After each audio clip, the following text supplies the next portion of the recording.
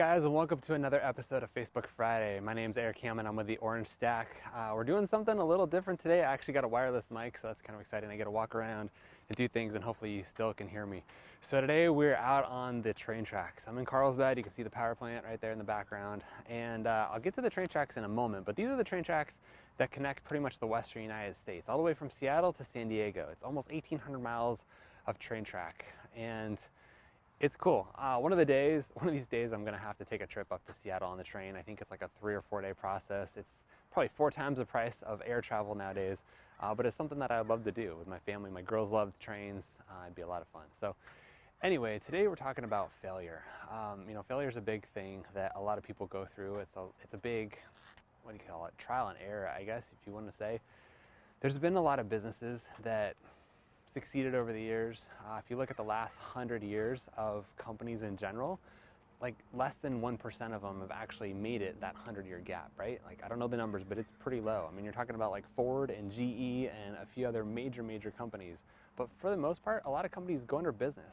And I think that's why I titled this, Failure is Inevitable. It can happen to anybody. It can happen to you every single day. It can happen to you on a big picture. There's big failures, there's little failures, there's all sorts of stuff that can happen with failures in your life.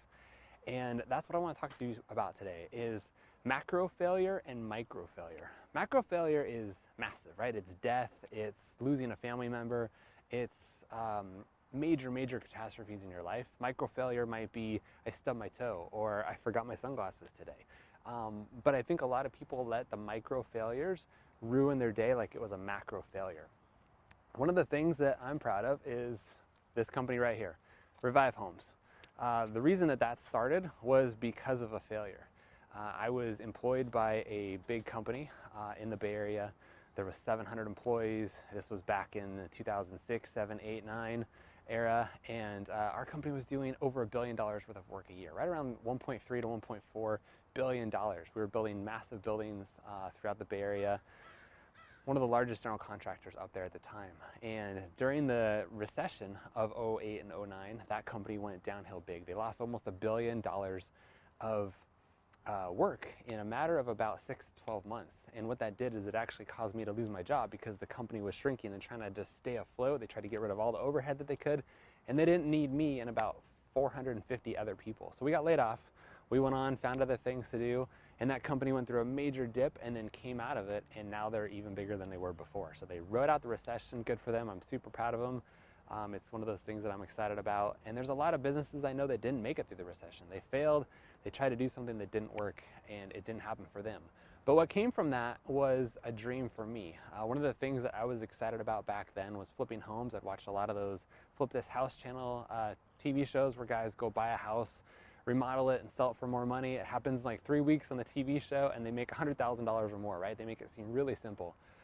I got the bug in me. I really wanted to do it. My wife pushed me to do it, and it was great for me. It was really exciting. But the only reason that I chose to do it was because of a failure that happened in my life. I got laid off. I got laid off January 9th of 2009, and it was one of the hardest things that I ever had to go through in my life, but it was actually one of the best things that ever could have happened to me because it set me up on this road to success that now I love. I was, before that, always employed by somebody. I was always an employee of a company, either big or small, but I got the check every single week. I didn't have to worry about where it came from. And because of that failure in the economy and where everything went at that time, it caused me to be out on the street looking for a job, and after 6 months I couldn't find anything, and I had to do something about it. So I actually went and started up, where'd it go? Revive Homes. We had to start up a company and do what we wanted. So I moved to Utah with my wife. We started up a business out there. This was, again, back in the end of 09, and that started my real estate career.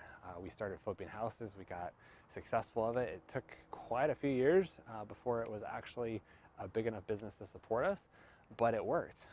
And that's, again, what I want to talk about today. If I would have let that micro failure in my life of losing my job on January 9th kill my momentum and me freak out about it, I mean, there's people I know who took their lives. There's people I know who left their families. There's people who lost homes, who did all sorts of amazing things because of the economy, things that they had no control over. And it's sad that that's what controlled their life. And yeah, it's a big deal when you lose your job or you lose your income or you lose that thing in your life. But you can't let a micro failure affect the macro part of your life. if I would have let that decision or that outcome affect my life, I wouldn't be where I am today, and I'm grateful for that. So think about the little things that are going on in your life. What happens day to day? Again, it's only 10 o'clock this morning for me, but I've had little things that have happened. I hit the wrong button on my alarm and I slept in 30 minutes today. That sucks. Threw off my morning, but it didn't ruin it. I forgot my sunglasses today. I forgot a few other things that are going on today. But it is what it is. But if I let those little decisions ruin me in my day and affect the outcome of it, I'm going to ruin my entire day. If I let each of the little individuals' days of the week ruin me, my whole week can be screwed up. My whole month can be screwed up, and so forth. So you got to know what your long-term, I'm trying to get my arms in here, my long-term goal is. What's my outcome for 50 years from now? Where am I trying to go? It's hard to know what the future is going to look like, but what are my long-term goals? What are my long-term plans? I try to plan out weekly, monthly, yearly, if not a decade out, and I don't know specifically where I'm going to be. I don't know exactly what's going to be happening, but I know that I have to have that long-term reach so that I can plan for the future and not let the little day-to-day stuff destroy my week, destroy my month. You know, this has been a great month for me so far. It's only the middle of it. Thanksgiving's coming up next week.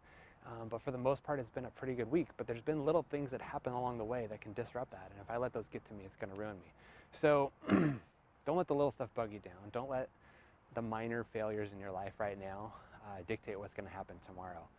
Let me relate this to real estate for a second. One of the things that I did a lot in real estate was knock doors and make phone calls. If you're making phone calls, you go through a lot of failures. There's a lot of no's, there's a lot of angry people, there's a lot of disgruntled phone people who just don't want to talk to you. I was talking about this actually the other day with Brian at BNI. You pick up the phone and you call somebody at 10 o'clock in the morning and they've already had 100 phone calls from somebody else. They do not want to hear from you. And if you're that 100th person, you're taking rejection pretty rough. So you got to be able to get through it. You got to get on to the next phone call. If you're knocking doors and nobody's answering and the people that are, they're spitting at you and they're mad at you and they're slamming doors, you might stop door knocking. It's no fun to get rejection time after time after time. And when you're making phone calls for 6, 7, 8 hours a day, you're going to go through hundreds of failures in the day. And if you let those little things affect you, you're not going to pick up the phone tomorrow. You're not going to go door knock again tomorrow. But I know that success is in the numbers, meaning that if I keep doing this and if I keep knocking doors and I keep phone calling, I'm going to have success tomorrow. That's just how it goes. If you know your numbers, you'll find success in that. So don't let the little things bog you down. Don't let the little failures disrupt your life. Don't let the stuff that happens every single day to you disrupt your day. Put out the fires, get through it, go find your happy place and make tomorrow work. Plan out what next week's going to look like. Plan out what next month's going to look like and know what 50 years from now could possibly be. So that's my message to you today. We are doing these shows every week from Monday through, sorry, how you doing? Oh, you broke your stride. That's okay. I was trying to be quiet. We'll make it work. You're good. So, you don't get a lot of dog carrying through my show. If you're going to try to kill yourself, don't. I'll stop you. What's that? Kill yourself. Oh, I'm not. Making some creative, one last. I'm actually on Facebook Live making a weekly show, so. Okay, good. Yeah. You gotta be careful thanks with for the these tips. trains. I know, I checked the schedule. Monitoring you, actually. Ah, good to know. Because like 150 people get smoked that aren't trying to kill themselves. Yeah. So you weren't going to mess with the train, you're just using Nope, this as a I'm just background? recording my thing and then I'm done and out of here. All right, good. Thanks for the warning. So we do these shows. That's the bad guy that's going to be behind. All right, I'll keep an eye out for him. Actually playing Cowboys and Indians. We're on the train tracks. We're not supposed to be here today. So I record these shows Fridays at 10 a.m. Pacific. We go live. We try to answer your questions. We get people here and there. But I hope you enjoy this format. It's about your business and your success and helping you do more. So don't get on the train track. Apparently it's illegal. I'm here just for a couple minutes. I planned it out around the schedule. So there's nobody on the trains at 10 o'clock right where I am. Anyway, thanks for following along. We'll see you next week. Actually, next week might play hit or miss. It's Thanksgiving. I don't want to disrupt your guys' life, but we might go live next week just for a minute to show you guys my gratitude and thankfulness for you being a dedicated follower. I appreciate it. So anyway, till next time, my name's Eric with the Orange Stack. Thanks for following along. See you then.